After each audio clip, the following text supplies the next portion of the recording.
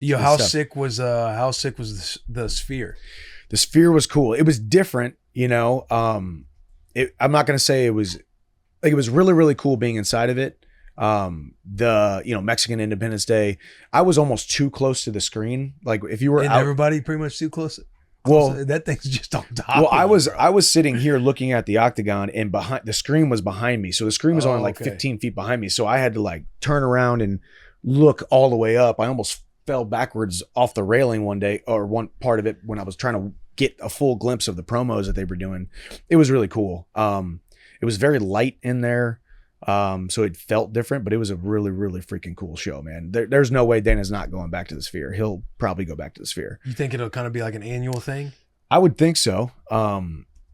It's all based on dates and stuff. You know, there was a big dispute this last time because Canelo fought the same night, right down the road, and you know, Did he win? Dude, I don't even know. Did Canelo win? I saw Caleb Plant was fighting too. He had to. I mean, he had to have won, or else we probably all would have heard about it. Yeah, because Canelo is true. The most ridiculous boxer on the planet.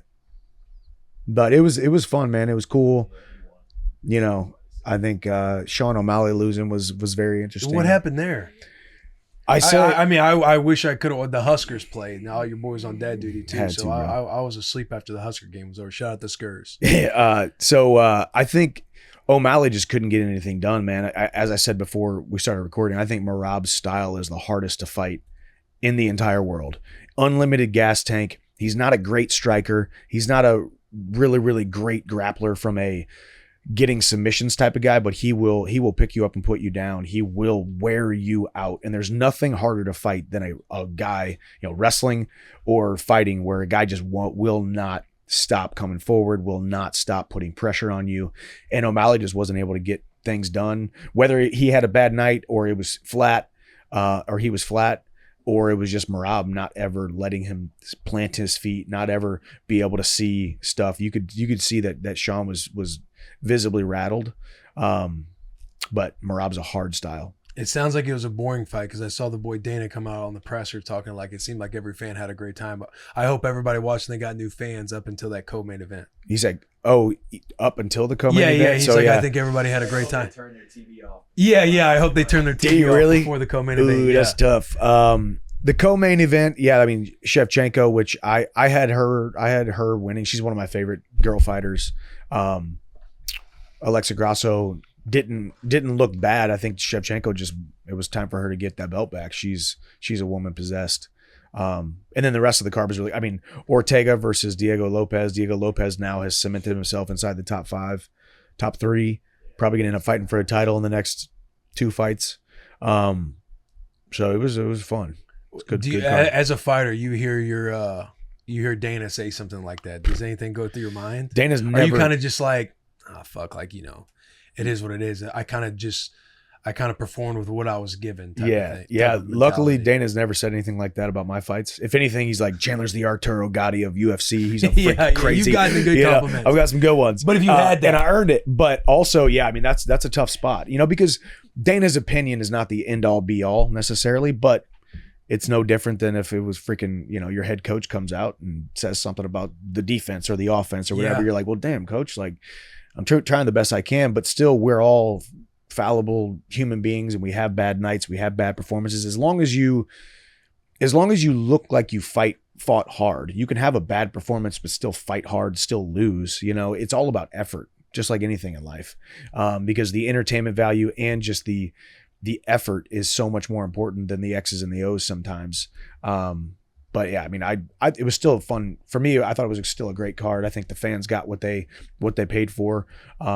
Whether you were inside the Sphere or outside the Sphere, inside the Sphere was ridiculous. Walking in from our perspective, I think, you know, you guys saw the video that Taylor posted as he like walked out, and it's almost like it just engulfs you, you know?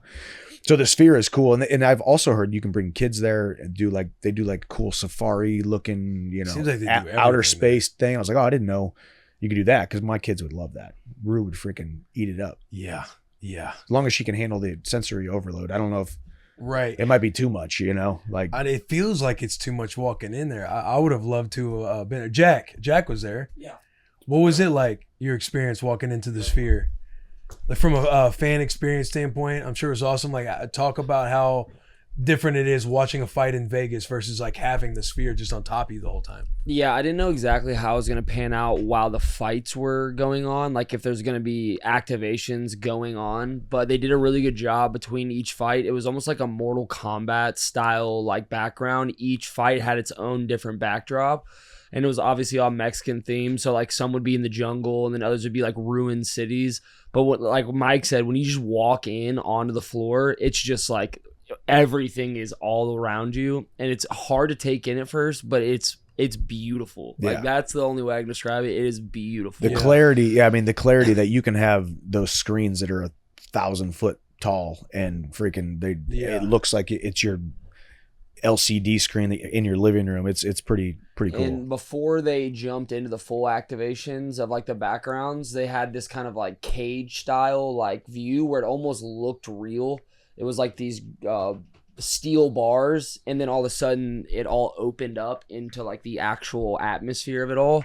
But yeah, I guess from a Vegas fight at T-Mobile Arena to the Sphere, it's so big and open that maybe some of that noise gets pumped out of it, or it just kind of travels up. It did audibly sound a lot quieter. Yeah, in there. especially in that Sean fight and Shevchenko fight when they were on the ground. It was just like for a few minutes, it just felt like you could hear a pin drop. But compared to T-Mobile. Yeah, definitely. But yeah, I mean, anytime we have an opportunity to go back to the Sphere, I will drop everything I can to be there. Were you on the side where the Sphere's behind the octagon, or was the Sphere behind? I was like or the screen behind dead you? on the center of the ring, or the octagon. Like I had the best seat I could have possibly had. So it was cool. I thought they did you never know with those kind of things. You know, Dana wants to be the greatest promoter on earth, and he very well is, but you don't know if it's going to be a flop or not. And from an entertainment perspective, I thought that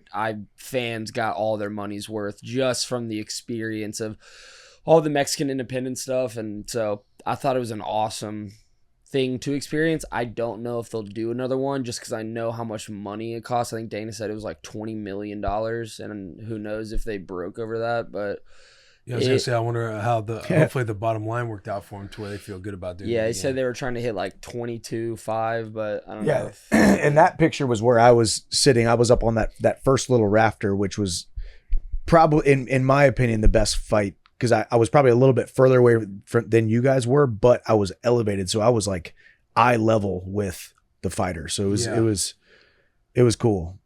But I was also so close to the screen that it was kind of like the screen wasn't as much in play for me because it was behind me. Yeah.